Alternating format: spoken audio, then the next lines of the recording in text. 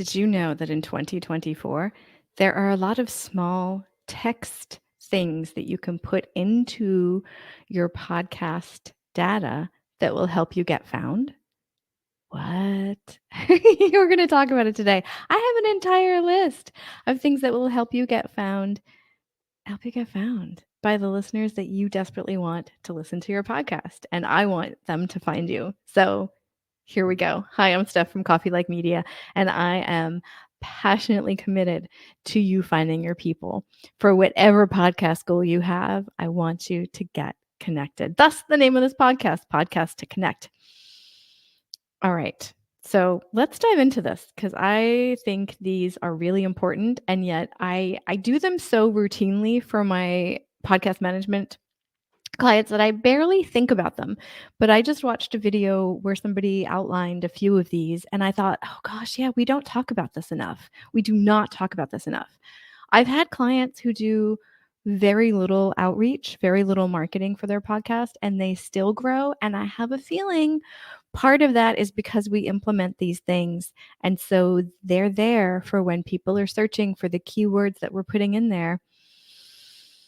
They get found. Now, I'm not talking about SEO, but I might be talking about SEO. I'm not an SEO expert. People, I am a podcast expert. And all I know is that including this metadata, and don't run. It's just a word. It just means the tiny data that's in our podcast stuff. For example, number 1, the episode title. I talked about this in the previous episode. Your episode title needs to have front-loaded keywords. But also, if you don't, on some places like Google, if you have the keyword in the episode title at all, that could possibly help you get found. Yeah, so having it in the title is step 1. Having it in the title early on is step 2, like I said in the previous episode, because that will help people when they're just scanning your episodes. They'll see the content keyword earlier. Number 2 is in your show notes. This is really important, folks. In the first or second sentence of your show notes, you need to have the keywords. You no longer need to have, I don't know. It used to be a lot more rigid, but the way things are being scanned, it feels a little more flexible. However, it still needs to be early and it needs to be clear. The first sentence or 2 of your show notes is not the place to get creative. It's the place to plant the words where if people are asking questions about something that's in the main idea that's in that episode of yours, they need the keywords that would be the answer to be in those first 2 sentences. Now, don't just write 2 words at the beginning of your show notes. Have it within the sentence. Please, let's not be silly. Let's be productive. You need the keywords early and often. Now, that just seems like good writing. Is you're going to tell people what it's about, and then you're going to go into a little more detail. Give them the overview first, have those keywords in there. So that's 2, episode title and show notes. You need the keywords in there. Transcripts. Please, there are so many great AI transcripts. And if you do nothing else than run the transcripts and run the spell check, that's still better than nothing. It's not great, but it's better than nothing. Sometimes if I'm in a rush, I'll do the AI transcripts, which are free. Let me know if you want the one that I use. I'll put it in I'll answer you with the link. I run it, I do a spell check, and I search for words that I know it gets wrong. It constantly gets my last name wrong. Fuccio is not a common last name, apparently, even though in Italy it's super common. But yeah, anyway, so there's that. I search for Coffee Like Media, which it always splits into 3 words. Coffee Like Media. It's not, it's 2 words. Coffee Like Media. And when I'm doing my ChatGPT episodes for my other podcast, I will search for chat and correct all of the interesting ways that it thinks I'm saying ChatGPT. At minimum, I do that. Ideally, I'll read through the whole thing and make sure it makes sense. Punctuation is not always great, but look, get some form of transcripts, preferably an edited version, on there. It's not just for accessibility, although that is a huge, huge reason to have it up there. When you have your podcast available in multiple forms, you have more people that can access it. Not everybody can or wants to do audio. A lot of people like to read as opposed to listen. Some people can't listen. So have the transcripts there. But transcripts are also scanned for keywords. So there's a reason. If you need one, as in addition to everything else I've said, they are used for search these days. Tags. Now this I need to show you. So let me start showing you where I put this stuff, because you're probably like, well, what? Okay, so far the episode titles. Here we go. This is my Hindenburg. This is the DAW that I edit in. So far I talked about episode titles and show notes. You know where to put those. You put those into your podcast host. This is where I edit. You might use Audacity, you might use Adobe Audition, what have you. But I bet you in your DAW, there is a place for properties. And this is for podcast. You see up here, it's like general MP3, MP4. This is for podcast. And it has episode, subtitle, podcast, episode number, keywords. I try to fill in as much of this as possible.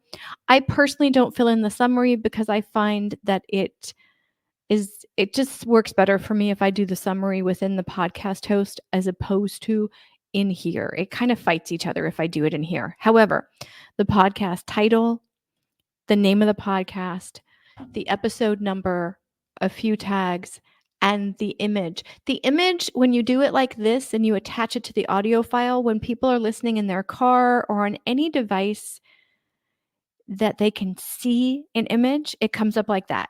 If you're old like me, you might remember the old car stereos where it would show like the screen cover of the album. That's the same with the podcast logos. So put your logo in there. That'll set you aside from the episodes or the podcasts that don't put their logo in there. And let's face it, an image is always more appealing than just a blank space on a screen, right? And I have some other information in here that is probably for another time, but I wanted to show you your DAW may be one place where you can put some of this information.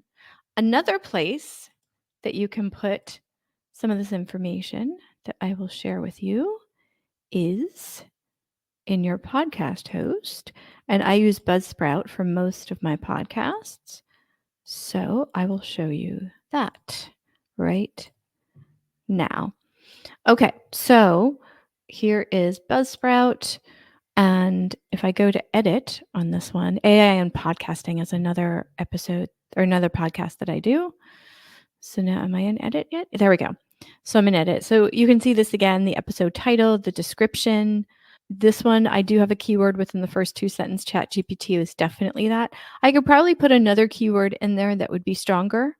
Although analytics is in there, and that is what the episode is about. So actually, I take it back. This is pretty good. I've got 2 major keywords in there that I think will help.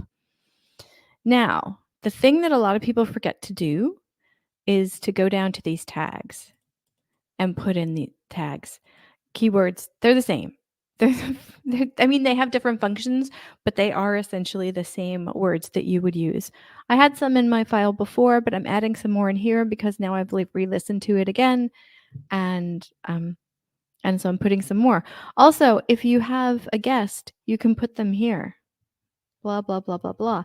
And then when people search for that person, they will see that episode will come up. I don't have a guest in this one.